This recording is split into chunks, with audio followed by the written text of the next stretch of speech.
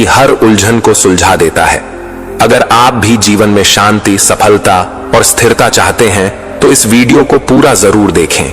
Like करें, subscribe करें और बेल आइकॉन दबाएं ताकि बुद्ध का ये दिव्य ज्ञान हर दिन आपके जीवन को प्रकाशित करता रहे। आज का विषय है, जो चुप रहना सीख गया वो दुनिया को जीत गया।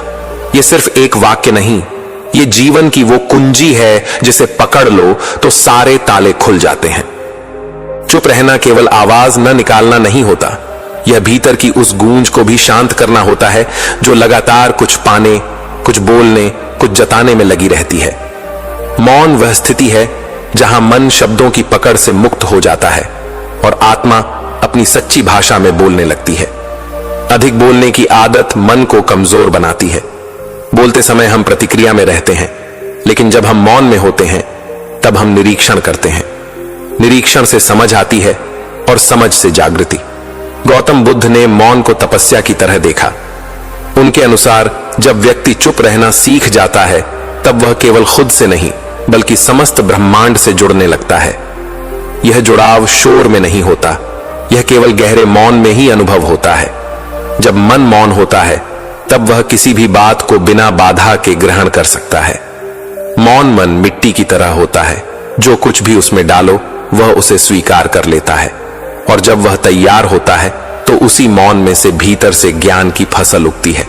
अधिकतर लोग सोचते हैं कि जवाब देना, बहस करना, अपनी बात साबित करना ही ताकत है, पर असली शक्ति उस व्यक्ति में होती है जो जानता है कब चुप रहना है, कब शांत रहना है, कब सिर्फ देखना और समझना है।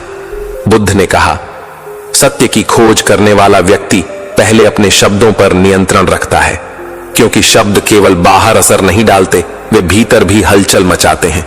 मौन वह द्वार है जहां से ध्यान का मार्ग शुरू होता है। जब तुम मौन होते हो तो ध्यान सहज हो जाता है। विचारों की भीड़ जब शांत होती है तो आत्मा की झलक मिलने लगती है। इसी झलक में व्यक्ति को अपने अस्तित्व का एहसास होता है, और जो अपने अस्तित्व को जान लेता है वह किसी के भी विचार या आलोचना से विचलित नहीं होता। वह स्थिर हो जाता है, अचल, अडोल, और यही वह स्थिति है जो दुनिया को जीतने के बराबर होती है। मौन तुम्हें प्रतिक्रिया करने से बचाता है। जब कोई तुम्हें गुस्से से देखे और तुम मुस्कुरा दो तो यह मौन की ताकत है।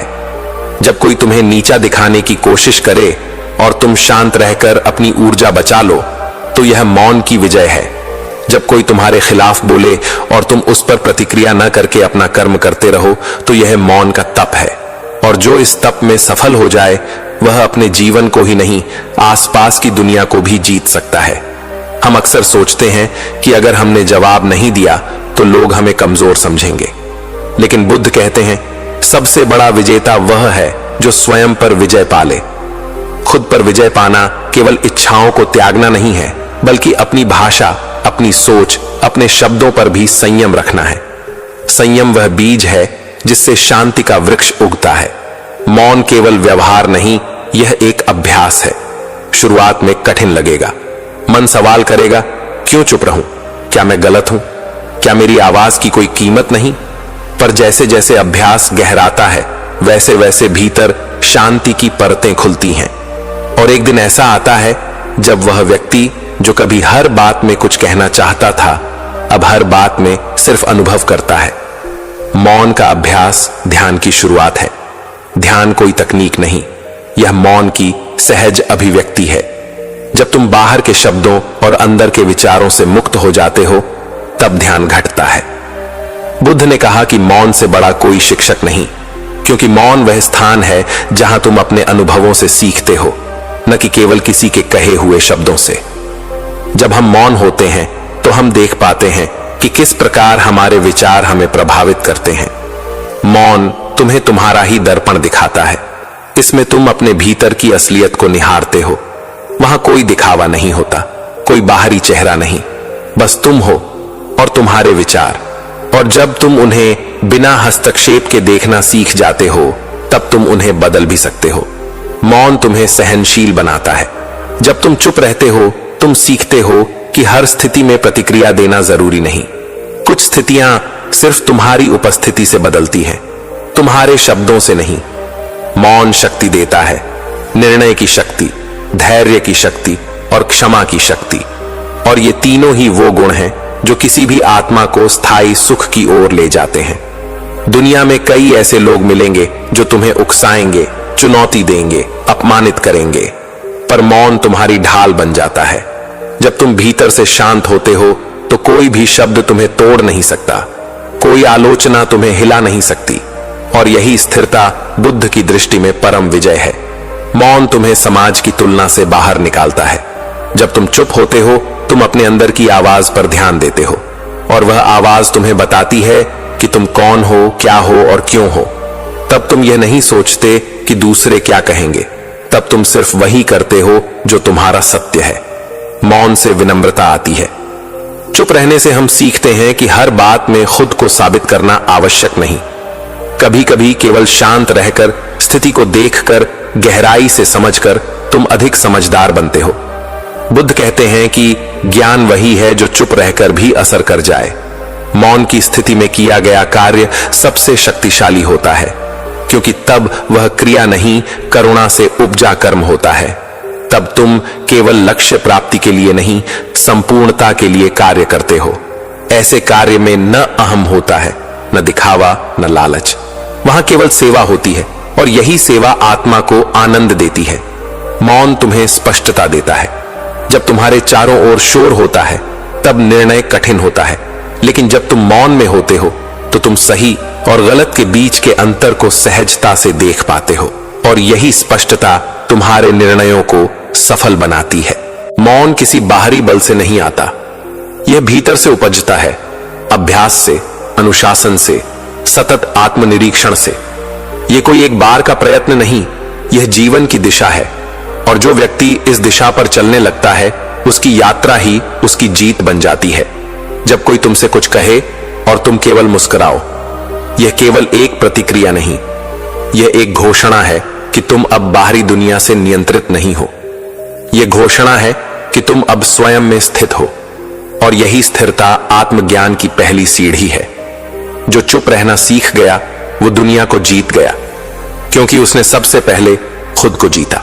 और जो खुद को जीत लेता है वह फिर किसी और पर अधिकार नहीं चाहता।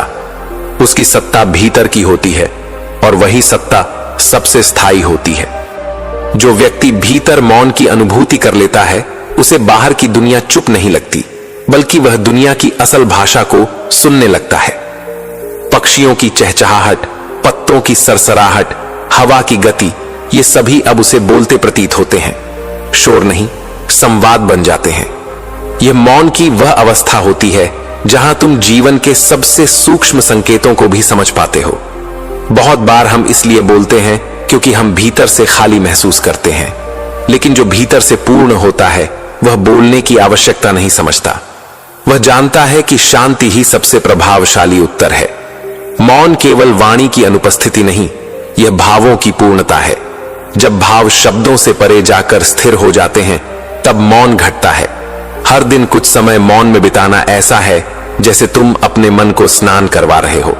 जैसे शरीर गंदगी से मुक्त होकर ताजगी पाता है, वैसे ही मन भी विचारों की गंदगी से मुक्त होकर शुद्ध होता है, और शुद्ध मन ही संसार को स्पष्टता से देख सकता है। अशुद्ध मन केवल भ्रम और भय पैदा करता है, लेकिन शुद्ध मन सच्चाई को सहजता से स्वीकारता है। कई बार लोग समझते हैं कि चुप रहने वाला डरपोक होता है, लेकिन वास्तव में चुप रहना साहस का कार्य है।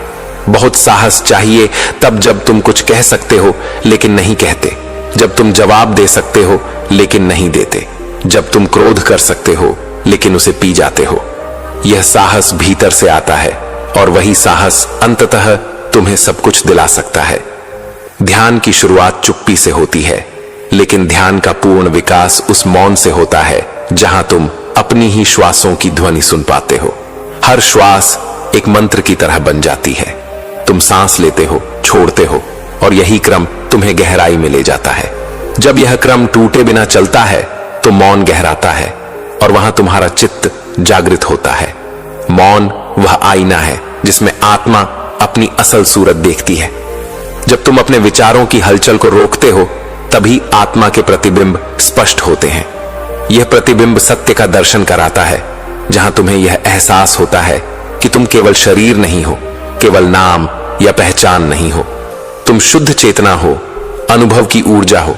बुद्ध ने कहा, मौन में जो सीखा जाता है वह किसी ग्रंथ में नहीं लिखा जा सकता, क्योंकि यह सीखना अनुभव से आता है, शब्दों से नहीं। मौन की अनुभूति को बताया नहीं जा सकता, उसे केवल जिया जा सकता है। यह भीतर की यात्रा है जहां तुम अकेले होते हो, लेकिन इस अकेलेपन में ही तुम अपने भीतर की समग्रता से मिलते हो। बाहर की दुनिया तुम्हें दौड़ाने की कोशिश करती है। हर कोई चाहता है कि तुम जवाब दो, प्रतिक्रिया करो, प्रतिक्रिया में उलझो। लेकिन जब तुम इन सब से अलग होकर खुद से जुड़ते हो, तब तुम्हें समझ आता है कि सबसे बड़ी दौड़ तुम्हारे भीतर है, अपने क्रोध से, अपनी इच्छाओं से, अपनी असुरक्षाओं से। और इस दौड़ में जितना मौन तुम्हारा हथियार बनता है, मौन तुम्हें प्रतिक्रिया से रिस्पॉन्स की ओर ले जाता है। जब तुम तुरंत कुछ नहीं कहते, तब तुम सोचने का समय पाते हो, और यही समय तुम्हें एक समझदार उत्तर देने का अवसर देता है। यह उत्तर उस मौन से जन्मता है जिसमें कोई दिखावा नहीं होता, कोई दिखावटी समझदारी नहीं होती, बस सत्य होता है। जो मौन का अभ्यास करता है वह धीरे धीरे सभी प्रकार के डर से मुक्त होने लगता है। शब्दों के सहारे जीने वाला व्यक्ति हमेशा सोचता है, अगर मैं कुछ कहूंगा नहीं तो क्या मुझे लोग समझेंगे। लेकिन जो चुप रहना सीख गया वह जानता है, समझाना जरूरी नहीं, समझ आ जाना पर्याप्त है। जब तुम मौन में होते हो, तब तुम्हारी उपस्थिति स्वयं में एक संदेश बन जाती है। लोग तुम्हारे पास बैठकर शांत हो जाते हैं, क्योंकि तुम कोई ऊर्जा नहीं खींचते, कोई बहस नहीं करते, कोई दिखावा नहीं करते। मौन व्यक्ति केवल होता है, और उसका होना ही एक स्पर्श बन जाता है, ऐसा स्पर्श जो बिना छुए गहराई तक उतर जाता है। बुद्ध ने जब पहली बार मौन साधना की तो उनके चेले सोचते थे कि वे कुछ बोलेंगे, कुछ सिखाएंगे, पर वे केवल चुप रहे, और यही चुप्पी चेलों के लिए सबसे बड़ा पाठ बन गई। वे समझ गए कि कभी कभी मौन शब्दों से अधिक गूढ़ होता है। मौन में वही सीखा जाता है जो शब्दों से नहीं सिखाया जा सकता। मौन तुम्हें खुद से जुड़ने का अवसर देता है। जब तुम हर ओर से ध्यान हटाकर खुद पर केंद्रित करते हो, तब तुम वह प्रश्न पूछते हो जो वास्तव में जरूरी है। मैं कौन हूं? मैं क्यों हूं? मुझे क्या चाहिए? मैं क्या छोड़ सकता हूं? और इन प्रश्नों के उत्तर मौन में ही प्रकट होते हैं। तुम जितना चुप रहोगे, उतना ही तुम समझ पाओगे कि बोलना कितना व्यर्थ था। अधिकतर बोलने में हम अपना समय, ऊर्जा और मन खोते हैं, लेकिन मौन में हर बात ठहर कर आती है, पूरी स्पष्टता से आती है, और फिर जाती नहीं, बस भीतर बसी रहती है। मौन से विवेक आता है। तुम जान पाते हो कि कब बोलना है, कितना बोलना है और कब नहीं बोलना है। यही विवेक तुम्हें संबंधों में संतुलन देता है। तुम हर बात को तर्क से नहीं, करुणा से समझते हो। करुणा से किया गया मौन निर्णय किसी भी शब्द से अधिक शक्तिशाली होता है। मौन का अभ्यास केवल ध्यान में नहीं, जीवन में भी होना चाहिए। जब तुम भोजन कर रहे हो तो चुप रहो, जब चल रहे हो तो चुप रहो, जब किसी का दुख सुन रहे हो तो बीच में न बोलो। मौन वहां भी जरूरी है जहां तुम केवल सुनने वाले बनो। सुनना भी मौन का अभ्यास है। जब तुम चुप रहना सीख जाते हो, तब तुम्हारा चेहरा बदल जाता है, आंखों में स्थिरता आ जाती है, चाल में शांति आ जाती है, बातों में मिठास आ जाती है, और यह सब तुम्हारे बिना बोले ही होता है। यह वही प्रभाव है जो बुद्ध के जीवन में था। वे जहां भी जाते थे वहां मौन की एक लहर फैल जाती थी। जब कोई व्यक्ति चुप रहना शुरू करता है तो पहले पहल उसे घबराहट होती है। मन भीतर से सवाल पूछता है, क्या मैं कुछ गलत कर रहा हूं? क्या लोग मुझे गलत समझेंगे? क्या यह मौन मुझे दूर कर देगा?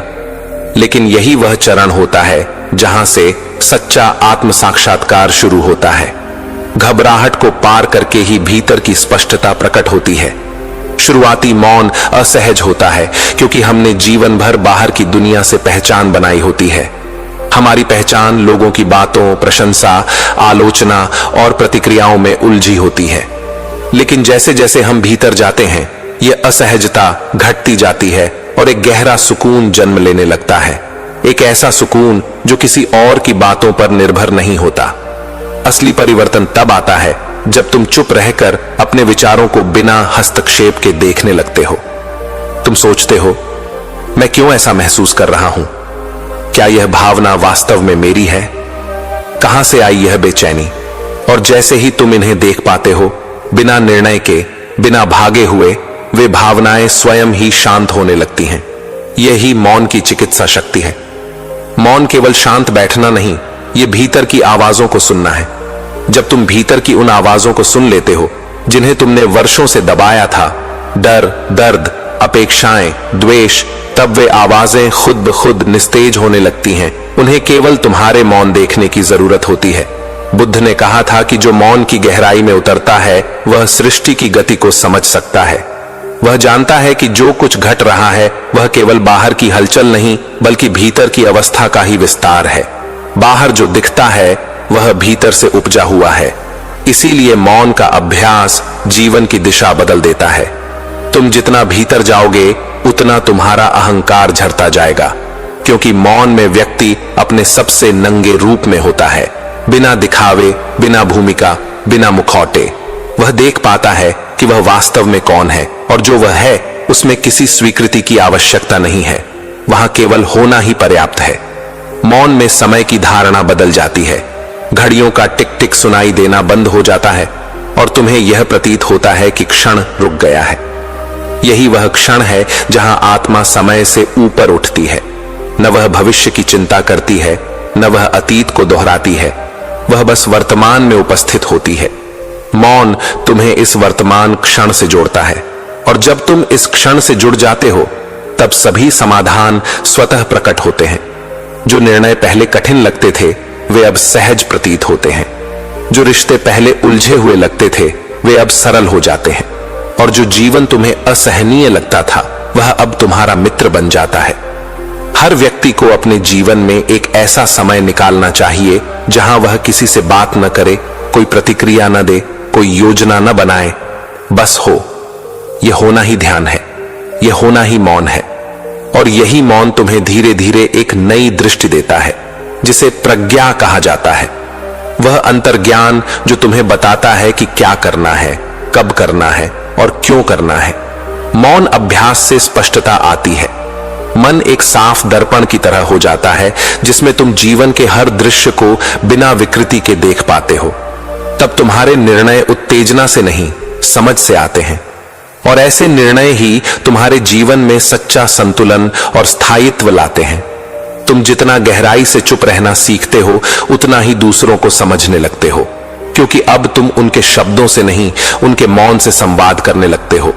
तुम उनकी आंखों से, उनके हाव भाव से, उनके ठहराव से समझने लगते हो कि वे क्या कहना चाहते हैं। और यही वास्तविक करुणा की शुरुआत है। करुणा केवल दया नहीं है, यह समझ है। और समझ केवल शब्दों से नहीं आती, वह मौन से उपजती है। जब तुम मौन हो जाते हो तब तुम स्वयं को सब में देख पाते हो। तुम जान पाते हो कि सबकी पीड़ा एक जैसी है, सबकी तलाश एक जैसी है, और सबके भीतर वही प्रकाश छिपा है।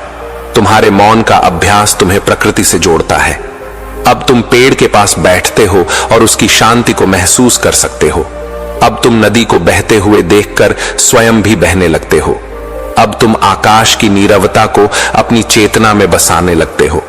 यह प्रकृति का मौन है, और यही मौन सच्चा शिक्षक है। बुद्ध का जीवन इसी मौन पर आधारित था। वे बोलते थे, लेकिन उनके बोलने से अधिक उनका मौन बोलता था। वे चलते थे, लेकिन उनके चलने से अधिक उनका ठहराव सिखाता था। वे मुस्कुराते थे, लेकिन उनकी मुस्कान से अधिक उनकी मौन दृष्टि में करुणा थी। आज भी जब कोई बुद्ध की मूर्ति को देखता है, वह कुछ नहीं कह रही होती, लेकिन फिर भी बहुत कुछ कह रही होती है। वह तुम्हें बुलाती है, तुम भी चुप हो जाओ और सुनो उस शांति की जो भीतर से आ रही है। यही बुद्धत्व की ओर पहला कदम है। अगर अब तक आपने वीडियो को लाइक नहीं किया है तो अभी कर दीजिए। आपका एक लाइक हमारे लिए एक आशीर्वाद की तरह है, और इस ज्ञान को दूसरों तक पहुंचाने के लिए वीडियो को शेयर करना न भूलें। जब मन व्यस्त रहता है तो जीवन बोझ लगता है। हर बात में उलझन, हर काम में चिंता, हर रिश्ते में अपेक्षा दिखाई देती है। लेकिन जैसे ही तुम मौन में उतरते हो, तुम देख पाते हो कि ये सारी उलझनें बाहर की नहीं, भीतर की हैं। बाहर तो बस वही दृश्य दोहराया जा रहा है जो भीतर पहले से मौजूद है। भीतर का शांत व्यक्ति बाहर की हलचल में भी स्थिर रहता है, और जो भीतर अस्थिर है वह एक साधारण सी परिस्थिति में भी टूट जाता है। इसलिए बुद्ध ने कहा, पहले अपने भीतर की गांठें खोलो, फिर संसार से संवाद करो, क्योंकि यदि भीतर ही अंधकार है तो तुम प्रकाश को पहचान भी नहीं पाओगे। मौन का अभ्यास धीरे धीरे तुम्हें इतना संवेदनशील बना देता है कि तुम छोटी छोटी बातों में भी सुंदरता देखने लगते हो। हवा की सरसराहट, पक्षियों की चहचहाहट, पत्तों की गिरावट, ये सब अब केवल दृश्य नहीं रहते, ये अनुभव बन जाते हैं। तुम प्रकृति से एकाकार हो जाते हो। शब्दों से हम संसार से जुड़ते हैं, लेकिन मौन से हम अस्तित्व से जुड़ते हैं। यही जुड़ाव तुम्हें भीतर स्थिरता देता है, और जब स्थिरता आती है तब न तो कोई बाहरी उपलब्धि तुम्हें गर्वित करती है, न कोई असफलता तुम्हें तोड़ पाती है। तुम बस बने रहते हो, जैसे आकाश जिसमें बादल आते जाते रहते हैं। जब व्यक्ति मौन होता है तब वह सबसे पहले अपने मन के असली चेहरे से परिचित होता है। आमतौर पर हम सोचते हैं कि हमें सब कुछ पता है, हमें मालूम है कि हम क्या चाहते हैं, हमें किससे प्रेम है, किससे नफरत है। लेकिन जैसे ही हम मौन होते हैं, इन सभी धाराओं की परतें खुलने लगती हैं और यह पता चलता है कि बहुत कुछ जो हम सोचते हैं वह हमारा नहीं है, वह संसार से लिया गया है, दूसरों के शब्दों से, उनके व्यवहार से, उनके विचारों से उधार लिया गया है। मौन वह स्थिति है जहां विचार भी धीरे धीरे थक कर रुकने लगते हैं, और जब विचारों का प्रवाह थमता है तभी सच्चा दर्शन जन्म लेता है। बुद्ध ने इसी स्थिति को सम्यक स्मृति कहा है, जहां केवल जागरूकता बचती है, लेकिन कोई विचार नहीं होता, वहां कोई द्वंद्व नहीं होता, केवल देखना होता है, और यह देखना ही आत्मा का कार्य है। जब तुम किसी को बिना जज किए देख सकते हो, न पसंद न नापसंद, तब तुम पहली बार किसी को वास्तव में देख रहे होते हो। ऐसा देखने वाला व्यक्ति दुनिया को उसी रूप में देखता है जैसे वह है, न कि जैसे वह चाहता है कि वह हो। यही दृष्टि तुम्हें संसार की सच्चाई से जोड़ती है। मौन का अभ्यास धीरे धीरे तुम्हारे भीतर एक ऐसा स्पेस बना देता है जहां से तुम्हें कुछ छू भी नहीं सकता। तुम व्यस्त रह सकते हो, लेकिन भीतर शांति बनी रहती है। तुम दुनिया से संवाद कर सकते हो, लेकिन भीतर मौन कायम रहता है। यह स्थिति केवल अभ्यास से आती है। जब तुम अपने ही विचारों को दूर से देखना सीखते हो, जब तुम प्रतिक्रिया देने की जगह अवलोकन करने लगते हो। बहुत से लोग सोचते हैं कि चुप रहना कमजोरी है, लेकिन जो व्यक्ति सच में चुप रहना जानता है वह सबसे शक्तिशाली होता है, क्योंकि वह किसी को नीचा दिखाने के लिए कुछ कहता नहीं, लेकिन उसकी मौन उपस्थिति ही इतनी तीव्र होती है कि लोग उसके सामने झुक जाते हैं। मौन में जो तेज होता है वह किसी शोरगुल वाले शब्द में नहीं होता। मौन तुम्हारे व्यक्तित्व को परिपक्व करता है। अब तुम्हें हर बात में अपनी राय देने की आवश्यकता नहीं लगती। अब तुम्हें हर बहस को जीतने की इच्छा नहीं रहती। अब तुम्हें सही सिद्ध होने का लोभ नहीं रहता। तुम जान जाते हो कि हर व्यक्ति अपने स्तर की चेतना से बोल रहा है, और तुम्हारे मौन से उसे समझने का अवसर मिल सकता है। तुम्हारा मौन दूसरों के भीतर प्रश्न जगाता है, और जब वे स्वयं से प्रश्न पूछने लगते हैं तब उनका विकास शुरू होता है। इस तरह तुम्हारा मौन केवल तुम्हारे लिए नहीं होता, वह दूसरों की चेतना के लिए भी राह बनाता है। यही मौन की सबसे महान सेवा है। मौन में व्यक्ति अपने विचारों के पीछे छिपी प्रवृत्तियों को देख सकता है। उसे यह समझ आने लगता है कि वह गुस्से में क्यों आता है, वह दुखी क्यों होता है, उसे असुरक्षा क्यों सताती है। वह इन प्रश्नों का उत्तर किसी किताब में नहीं खोजता, बल्कि अपने भीतर के मौन में ढूंढता है। और जब उत्तर भीतर से मिलता है तो वह सत्य होता है, क्योंकि वह तुम्हारे ही अनुभव से निकला होता है। तुम जितना अधिक मौन में उतरते हो, उतनी ही तुम्हारी चेतना तीव्र होती जाती है। फिर छोटी छोटी घटनाएं तुम्हें बहुत कुछ सिखा जाती हैं। किसी का खामोश देखना, किसी की हंसी में छुपा दुख, किसी की चुप्पी में छुपा विरोध, यह सब तुम्हें सहज ही ज्ञात हो जाता है, क्योंकि अब तुम केवल शब्दों को नहीं, भावों को भी पढ़ सकते हो। शब्दों की एक सीमा होती है, लेकिन मौन असीम होता है। शब्दों से हम केवल वही कह सकते हैं जो समझ में आता है, लेकिन मौन में जो अनुभव होता है वह अकथनीय होता है। वह केवल अनुभव किया जा सकता है, किसी को बताया नहीं जा सकता। यही कारण है कि सभी बुद्ध पुरुष मौन की तरफ लौटते हैं, क्योंकि वही अंतिम सत्य की सीढ़ी है। कभी कभी जीवन तुम्हें मौन में धकेलता है, जब सब कुछ टूट जाता है, जब सब कुछ बिखर जाता है, जब कोई तुम्हारी बात नहीं समझता, तब मौन स्वतः घटित होता है। और वह जबरन का मौन धीरे धीरे ध्यान में परिवर्तित हो सकता है, यदि तुम उसे समझदारी से स्वीकार करो। दुख यदि चेतना के साथ जिया जाए तो वह ध्यान बन सकता है। मौन का अभ्यास केवल एकांत में नहीं होता। तुम भीड़ में भी मौन हो सकते हो, तुम बोलते हुए भी मौन रह सकते हो। जब तुम्हारे भीतर कोई लालच, कोई भय, कोई अशांति न हो, तब तुम्हारा प्रत्येक शब्द मौन से उपजा हुआ होता है। ऐसे शब्दों में वजन होता है, उनमें स्पंदन होता है, और यही स्पंदन दूसरों के जीवन में बदलाव लाता है। मौन वह द्वार है जिसके भीतर प्रवेश कर सारा संसार शांत हो जाता है। यह बाहर से भागना नहीं, बल्कि भीतर प्रवेश करना है।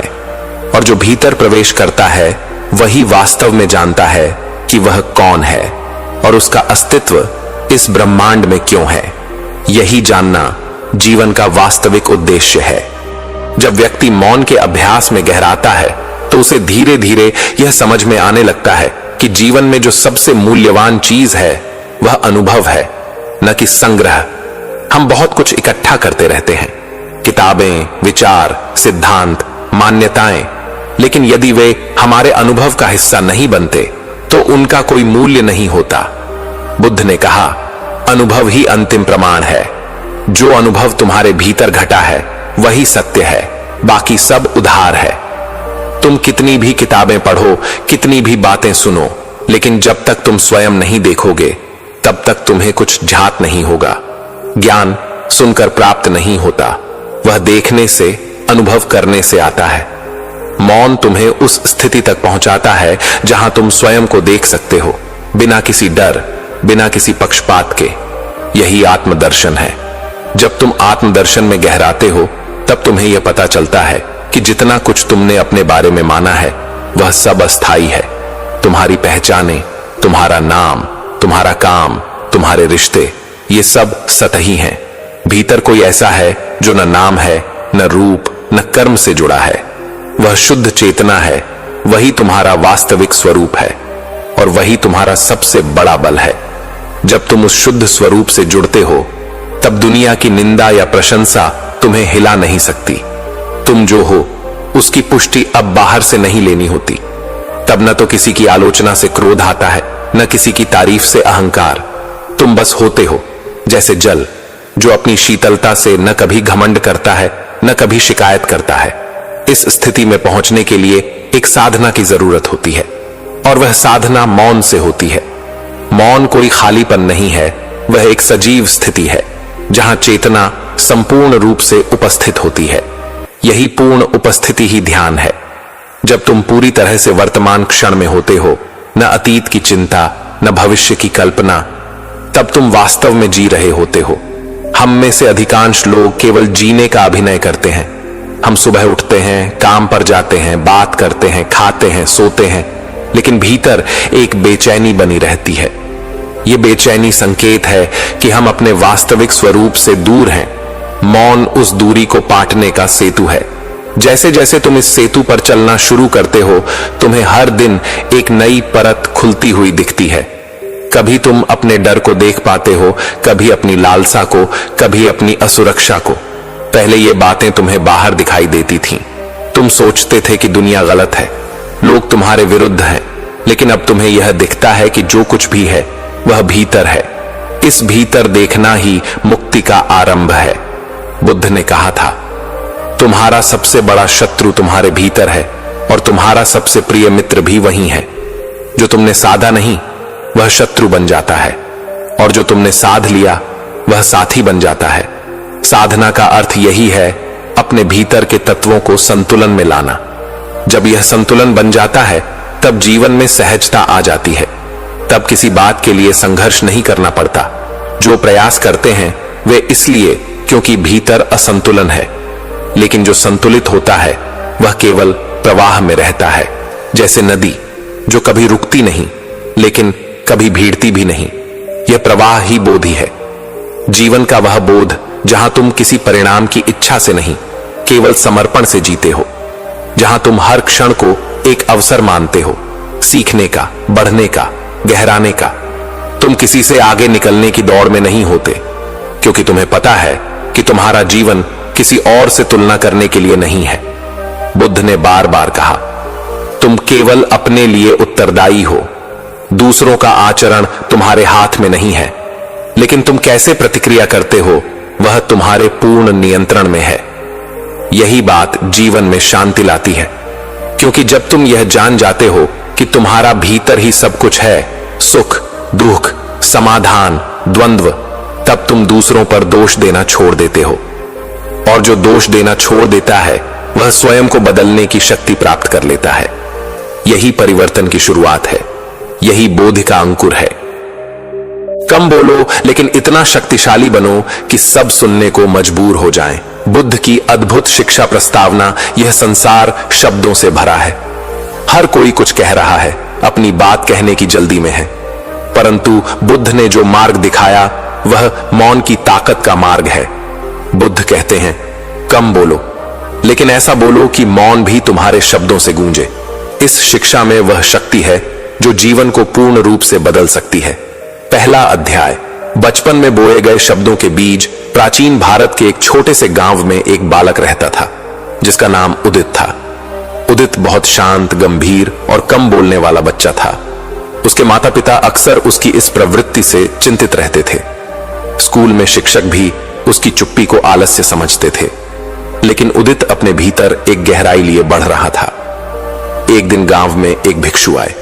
वे बुद्ध के अनुयायी थे। उन्होंने गांव के लोगों को ध्यान और मौन के विषय में उपदेश दिए। उदित उनकी बातों से अत्यंत प्रभावित हुआ और उनके पास जाकर बोला, आपने जो कहा वह सब मेरे भीतर पहले से है, लेकिन मैं उसे कभी शब्द नहीं दे पाया। भिक्षु मुस्कुराए और बोले, बेटा, तुम्हारे भीतर मौन की शक्ति है और जब तुम बोलोगे संसार सुनेगा। दूसरा अध्याय, संसार की भीड़ और आत्ममूल्य। समय बीता और उदित बड़ा हुआ। उसने नगर की ओर प्रस्थान किया ताकि शिक्षा प्राप्त कर सके। नगर में सब तेज बोलने वाले, वाद विवाद करने वाले और अपनी बात मनवाने वाले लोग थे। वहां उदित को शुरू में कोई गंभीरता से नहीं लेता था, क्योंकि वह चुप रहता था। लेकिन कुछ समय बाद जब लोग समस्याओं से जूझने लगे और समाधान न मिला, तो वे उसी शांत, चुप और स्थिर उदित के पास आए। उसने केवल 2 वाक्य बोले और हर कोई शांत हो गया। किसी ने पूछा, तुम इतना कम क्यों बोलते हो? उसने उत्तर दिया, क्योंकि शब्दों का मूल्य तब बढ़ता है जब वे आवश्यकता पर बोले जाएं। तीसरा अध्याय, बुद्ध का सच्चा अनुयायी। नगर में एक दिन बुद्ध के एक और अनुयायी का आगमन हुआ। उसने लोगों को उपदेश देना शुरू किया, लेकिन लोग उदित की ओर आकर्षित थे। जब इस भिक्षु ने उदित से वार्तालाप किया तो वह समझ गया कि यह युवक केवल शांत नहीं बल्कि भीतर से पूर्ण है। उस भिक्षु ने उसे बुद्ध के प्रमुख केंद्र में बुलाया। जब उदित वहां पहुंचा तो वहां मौन की साधना चल रही थी। उसने उसी दिन निर्णय लिया, वह संसार में मौन की शक्ति को फैलाएगा। चौथा अध्याय, परीक्षा का समय। समय एक सीधा मार्ग नहीं है। एक समय ऐसा आया जब किसी ने उदित पर आरोप लगाया कि उसने किसी राजपुरुष के विरोध में कुछ कहा है। सब चकित रह गए। उदित, जो मुश्किल से बोलता है, वह ऐसा कुछ कहेगा? जब राजा ने उसे बुलवाया तो उसने केवल इतना कहा, शब्दों से नहीं, मौन से मेरा निर्णय करो। यदि मैं दोषी हूं तो मेरे मौन में अशांति होगी। राजा ने कुछ क्षण मौन में उसे देखा और कहा, तुम्हारा मौन तुम्हारा सबसे बड़ा प्रमाण है। पांचवां अध्याय, अंतिम बोध और शिक्षा का विस्तार। उदित अब सन्यासी बन चुका था। उसने जीवन का अधिकांश समय ध्यान और मौन की साधना में बिताया। लोग दूर दूर से आते थे केवल उसे सुनने, पर वह बहुत कम बोलता था। जब वह बोलता तो लोग भीतर तक हिल जाते थे। एक बार एक युवक ने उससे पूछा, आप इतना कम क्यों बोलते हैं जबकि आप इतने ज्ञानी हैं? उदित ने कहा, क्योंकि ज्ञान मौन में खिलता है, शब्दों में नहीं। फिर उस युवक ने पूछा, तो फिर लोग आपको सुनने क्यों आते हैं? उदित मुस्कुराया और बोला, क्योंकि मैं सुनता हूं इसलिए लोग मुझे सुनते हैं। छठा अध्याय, बुद्ध की अंतिम झलक। एक रात्रि ध्यान के समय उदित को बोध हुआ। वह समझ गया कि यही अंतिम समय है। उसने अपने शिष्यों को बुलाया और मौन में बैठकर एक दृष्टि से सबको देखा। फिर वह बोला, जब तुम बोलो तो अपने भीतर के मौन से बोलो, जब तुम चुप रहो तो अपने भीतर के प्रकाश से चुप रहो। कम बोलो, लेकिन जब बोलो तो वो सत्य हो, प्रेम हो और शांति हो। यही बुद्ध की सच्ची शिक्षा है। और उसी क्षण वह मौन में समा गया। उपसंहार यह कथा नहीं, एक बोध है। बुद्ध ने जो रास्ता दिखाया वह कम बोलने का नहीं, सशक्त बोलने का मार्ग है। वह मौन की कमजोरी नहीं, मौन की ताकत है। जब तुम भीतर से सशक्त होते हो तो तुम्हें चिल्लाने की जरूरत नहीं पड़ती। तुम्हारी मौन उपस्थिति ही परिवर्तन ला देती है। यही वह शक्ति है जो हर मनुष्य में है, केवल उसे पहचानने की देरी है। कम बोलो, लेकिन इतना सशक्त बनो कि जब भी बोलो संसार सुनने को मजबूर हो जाए। जो अकेला चलता है वही इतिहास बदलता है। बुद्ध की गहरी सीख प्रस्तावना, दुनिया में अधिकतर लोग भीड़ में चलना पसंद करते हैं। जहां सब चल रहे हैं वहां चलना आसान होता है। लेकिन बुद्ध ने हमें जो राह दिखाई वह भीड़ से बिल्कुल अलग थी। वे कहते थे, जो अकेला चलता है वही अपने अंदर की रोशनी से दुनिया को प्रकाशित करता है। यह कहानी उसी सिद्धांत की गहराई में उतरती है, जहां एक अकेला साधक समाज और आत्मा दोनों का कायाकल्प कर देता है। पहला अध्याय, भटकते हुए सवालों से भरी जिंदगी। उत्तर भारत के एक राज्य में एक युवक रहता था। उसका नाम था आनंद। वह बहुत ही जिज्ञासु, चिंतनशील और भीतर से असंतुष्ट था। उसके मित्र विवाह, व्यापार और धन की योजनाओं में व्यस्त थे, लेकिन आनंद के मन में एक ही सवाल था, मैं कौन हूं, मैं क्यों हूं। उसके माता पिता कहते, इतने सवाल मत कर, सब ऐसे ही जीवन जीते हैं। लेकिन आनंद का मन यह मानने को तैयार नहीं था। उसे उत्तर चाहिए था, और वह उत्तर उसे संसार की भीड़ में नहीं मिल रहा था। दूसरा अध्याय, यात्रा की शुरुआत, अकेलापन चुनने का साहस। एक रात्रि जब सब सो रहे थे, आनंद ने घर छोड़ दिया। उसके पास ना कोई दिशा थी, ना कोई साथ, केवल एक जिद थी, सत्य को पाना है। वह जंगलों, पहाड़ों और गांवों में घूमता रहा। कई आश्रमों में गया, कई गुरुओं से मिला, लेकिन संतोष न मिला। एक दिन एक वृद्ध योगी ने उससे कहा, भीड़ में जवाब नहीं मिलते, जवाब वहां मिलते हैं जहां तुम खुद से टकराते हो, अकेले में। उस दिन के बाद आनंद ने समाज और संपर्क दोनों से दूरी बना ली। वह हिमालय के एक निर्जन स्थान में रहने लगा। तीसरा अध्याय, अकेलेपन की तपस्या। पहले कुछ सप्ताह तो बहुत कठिन थे। कोई बात करने वाला नहीं, कोई मार्गदर्शन नहीं। दिन निकलते, रातें आती और भीतर का तूफान गहरा होता गया। कई बार वह लौट जाना चाहता था, लेकिन कुछ उसे रोके रखता था। उसने मौन का व्रत लिया और केवल एक कार्य किया, स्वयं को देखना। मन की चंचलता, शरीर की दुर्बलता और भावनाओं की उथल पुथल को देखता रहा। धीरे धीरे उसे समझ आने लगा कि वह अब तक अपने विचारों में जी रहा था, जीवन में नहीं। चौथा अध्याय, पहली झलक, आत्मा की आवाज। एक रात ध्यान में बैठे हुए उसे ऐसा अनुभव हुआ मानो वह अपने शरीर से बाहर निकल गया हो। उसने देखा कि सब कुछ बदलता है, विचार, भाव, शरीर, लेकिन कुछ है जो सदा स्थिर है, शांत है, प्रकाशमय है। वह वही था, उसकी आत्मा। वह रो पड़ा। पहली बार उसे अपने होने का अनुभव हुआ। अब उसे पता चल चुका था कि अकेलापन कोई कमजोरी नहीं, बल्कि आत्मज्ञान का द्वार है। पांचवां अध्याय, वापसी, बदलाव लाने का संकल्प। कुछ वर्षों बाद जब वह वापस समाज में लौटा तो कोई उसे पहचान नहीं पाया। वह वही आनंद था, लेकिन अब उसकी आंखों में गहराई थी, उसके मौन में संदेश था। लोग उसे सुनने आने लगे। वह बोलता बहुत कम था, लेकिन जब बोलता तो हृदय बदल जाते थे। लोगों ने उससे पूछा, तुम इतने वर्षों तक अकेले क्यों रहे? उसने कहा, भीड़ मुझे भ्रमित करती थी, लेकिन अकेले में मैंने खुद को पाया। और जब तुम खुद को पा लेते हो तभी दूसरों को कुछ दे सकते हो। छठा अध्याय, विरोध और परीक्षा। जहां सम्मान होता है वहां विरोध भी होता है। कुछ लोगों को उसका ज्ञान छलावा लगा। उन्होंने उस पर सवाल उठाए, झूठ फैलाए, यहां तक कि उस पर एक बार हत्या का आरोप भी लगा दिया गया।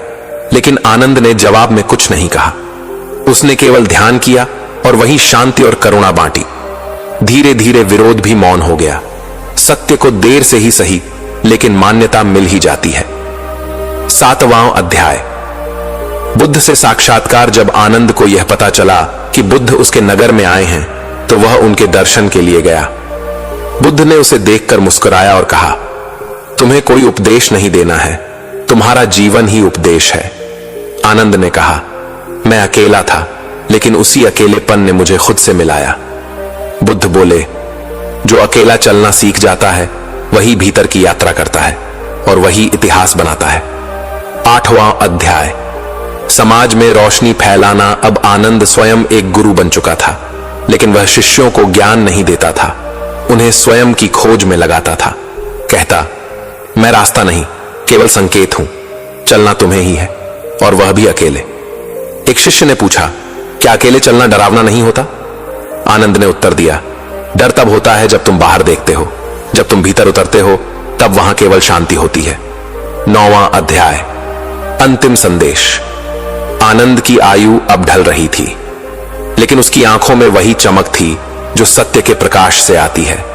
मृत्यु से पहले उसने अपने सबसे प्रिय शिष्य को बुलाया और कहा, दुनिया में हजारों रास्ते हैं, लेकिन अपना रास्ता खुद बनाना पड़ता है। अकेले चलो, भीतर की आवाज को सुनो, वही तुम्हारा बुद्ध है, वही तुम्हारा मार्ग है। उपसंहार। यह केवल आनंद की कथा नहीं, हर उस व्यक्ति की यात्रा है जो भीड़ से अलग चलने का साहस करता है। बुद्ध की गहरी सीख है कि अकेलापन कमजोरी नहीं, आत्मबल है। जो अकेले चलता है वही अपने भीतर का प्रकाश जगाता है और वही संसार को प्रकाश देता है, वही इतिहास बदलता है। इसीलिए यदि तुम्हारे मार्ग पर कोई साथ नहीं है तो घबराना नहीं, शायद तुम वही हो जिसे इतिहास बदलना है। कहानी, चुप रहकर सम्मान पाना। अध्याय 1। शुरुआत। रामू एक छोटा सा गांव का लड़का था जो अपनी बातों में बहुत तेज था। वह हमेशा दूसरों से ज्यादा बोलता था, अपनी राय जल्दी देता था और अपनी बातों में हमेशा ढेर सारे तर्क देता था। उसे लगता था कि जितना ज्यादा वह बोलेगा उतना ही लोग उसे समझेंगे और उसका सम्मान करेंगे। लेकिन उसका यह रवैया उसे कई समस्याओं में डाल देता था। गांव के लोग उसे हल्के में लेने लगे थे, कोई भी उसकी बातों पर ध्यान नहीं देता था और वह हमेशा अकेला महसूस करता था। लोग उसे ज्यादा बोलने वाला कहकर चिढ़ाते थे। अध्याय 2। बुद्ध से मुलाकात। एक दिन रामू अपने गांव से दूर एक जंगल में जा रहा था। वहां उसे एक वृद्ध साधु दिखाई दिए। वह साधु कोई और नहीं बल्कि गौतम बुद्ध थे। रामू ने उन्हें देखकर सोचा कि यह साधु बड़ी गहरी बातें करेंगे, शायद इस बार वह मुझे कुछ ऐसा सिखा सके जो मेरे जीवन में बदलाव ला सके। रामू ने बुद्ध से पूछा, गुरुजी, मैं हमेशा बोलता रहता हूं, फिर भी लोग मुझे हल्के में लेते हैं, क्या कारण है? बुद्ध मुस्कुराए और बोले, प्यारे लड़के, जब तक तुम चुप रहना नहीं सीखोगे लोग तुम्हारी बातों को हल्के में ही लेंगे। चुप रहना आत्मविश्वास का प्रतीक है। जब तुम चुप रहते हो तो लोग तुम्हारी बातों को सुनने के लिए और सोचने के लिए प्रेरित होते हैं। रामू हैरान था। उसने पूछा, गुरुजी, चुप रहकर कैसे सम्मान पाया जा सकता है? बुद्ध ने कहा, जो बोलता है वह सिर्फ अपनी बात कहता है, लेकिन जो चुप रहता है वह दुनिया की बातें सुनता है। चुप रहकर तुम अपने भीतर की शक्ति को पहचान सकते हो और वही शक्ति तुम्हें दुनिया में सम्मान दिलाएगी। अध्याय 3। चुप रहने की कला। रामू ने बुद्ध के शब्दों को ध्यान से सुना और सोचा कि उसे अपनी आदत बदलनी होगी। उसने तय किया कि वह अगले कुछ दिनों तक कम बोलेगा और ज्यादा सुनेगा। पहले तो उसे यह बहुत मुश्किल लगा, लेकिन धीरे धीरे उसे यह अनुभव होने लगा कि चुप रहकर वह ज्यादा समझ पा रहा था। गांव में लोग अब उसकी चुप्पी को महसूस करने लगे। पहले वह जो हर बात पर तुरंत प्रतिक्रिया देता था, अब वह सोच समझकर जवाब देता था। लोग उसे और अधिक गंभीरता से सुनने लगे। उसकी राय अब ज्यादा प्रभावशाली लगने लगी, क्योंकि वह अब सिर्फ जरूरी और सही बात करता था। अध्याय 4। सम्मान की प्राप्ति। समय बीतने के साथ साथ रामू की छवि बदलने लगी। वह जो पहले दूसरों को जल्दी और बिना सोचे समझे जवाब देता था, अब वह शांतिपूर्वक अपनी राय रखता था। उसके विचार अब दूसरों को आकर्षित करने लगे और लोग उसे सम्मान देने लगे। एक दिन गांव के बुजुर्गों ने उसे पंचायत में शामिल किया और उसे अपना प्रतिनिधि बना लिया। रामू को अब समझ में आ गया था कि चुप रहकर और सही समय पर बोलने से वह सम्मान प्राप्त कर सकता है। चुप रहने का मतलब यह नहीं था कि वह कमजोर था, बल्कि यह संकेत था कि वह अपनी शक्ति को पहचान चुका था। अध्याय 5, जीवन का नया मोड़। रामू अब एक प्रेरणा बन चुका था। उसकी चुप्पी और उसकी सोच ने न केवल उसे सम्मान दिलवाया, बल्कि गांव के लोगों को भी यह सिखाया कि जब तक वे खुद को नियंत्रित नहीं करेंगे, तब तक दूसरों से सम्मान प्राप्त नहीं कर सकते। वह अब हर किसी की सलाह सुनता और सोच समझकर निर्णय लेता। समय के साथ रामू ने यह समझ लिया कि जीवन में सिर्फ बोलने से कोई फर्क नहीं पड़ता। महत्वपूर्ण यह था कि हम कब बोलते हैं और क्या बोलते हैं। एक व्यक्ति को शांत रहकर अपने विचारों को आकार देने का समय मिलता है और यही उसे असल में मजबूत बनाता है। उपसंहार। रामू की यात्रा ने उसे यह सिखाया कि चुप रहना एक कला है। लोग तब तक आपको हल्के में लेते हैं जब तक आप अपनी चुप्पी और शब्दों को सही तरीके से नियंत्रित नहीं करते। बुद्ध के उपदेशों ने रामू को यह समझने में मदद की कि बोलने से पहले सोच समझकर बोलना चाहिए। चुप रहकर हम अपनी शक्ति को पहचानते हैं और वही शक्ति हमें समाज में सम्मान दिलाती है। यह कहानी यह दर्शाती है कि जब हम अपनी बातों को नियंत्रित करते हैं और चुप रहते हैं, तो हम न केवल खुद को समझ पाते हैं, बल्कि दुनिया को भी एक बेहतर तरीके से समझने लगते हैं। कहानी का शीर्षक स्वयं को गढ़ा, संसार को बदला, आत्मविकास की एक बुद्ध प्रेरक गाथा। संक्षिप्त प्रस्तावना। गौतम बुद्ध ने हमेशा कहा, असली बदलाव बाहर नहीं, भीतर से शुरू होता है। जो व्यक्ति अपने भीतर सुधार करता है, वही समाज को बदल सकता है। इस कहानी में हम एक ऐसे युवक अनय की यात्रा देखेंगे जो आत्मविकास के मार्ग पर चला और अंततः समाज के लिए एक आदर्श बन गया। अध्याय 1, पतन की शुरुआत। अनय एक छोटे से शहर में रहने वाला नौजवान था। उसका जीवन बहुत सामान्य था, न कोई खास उपलब्धि, न कोई बड़ा सपना। दिन भर मोबाइल चलाना, दोस्तों के साथ इधर उधर घूमना और दूसरों की बुराई करना ही उसका काम था। हर असफलता का दोष वह दूसरों को देता था, माता पिता, समाज, सरकार और किस्मत तक को। एक दिन उसके पिता ने कहा, बेटा खुद पर काम करना सीख। तू खुद को नहीं बदल सकता तो दुनिया तुझे कभी नहीं अपनाएगी। लेकिन अनय ने बात को हंसी में उड़ा दिया। अध्याय 2, पहला झटका। वह इंटरव्यू देने एक बड़ी कंपनी गया। वहां पूछा गया, आपका सबसे बड़ा कौशल क्या है? अनय चुप रह गया, कोई उत्तर नहीं था। इंटरव्यू खत्म हो गया और रिजेक्ट हो गया। रात को वह बहुत परेशान हुआ। उसने पहली बार खुद से पूछा, मेरे पास ऐसा क्या है जो मुझे दूसरों से अलग बनाता है? जवाब था, कुछ नहीं। अध्याय 3, बुद्ध से पहली प्रेरणा। उसी शहर में बुद्ध की शिक्षाओं पर आधारित एक ध्यान केंद्र खुला था। वहां एक पोस्टर था, जो खुद पर काम करता है वही दुनिया को दिशा देता है। अनय को वह वाक्य अंदर तक छू गया। उसने पहली बार आत्मदर्शन किया और उस ध्यान केंद्र में जाने का निर्णय लिया।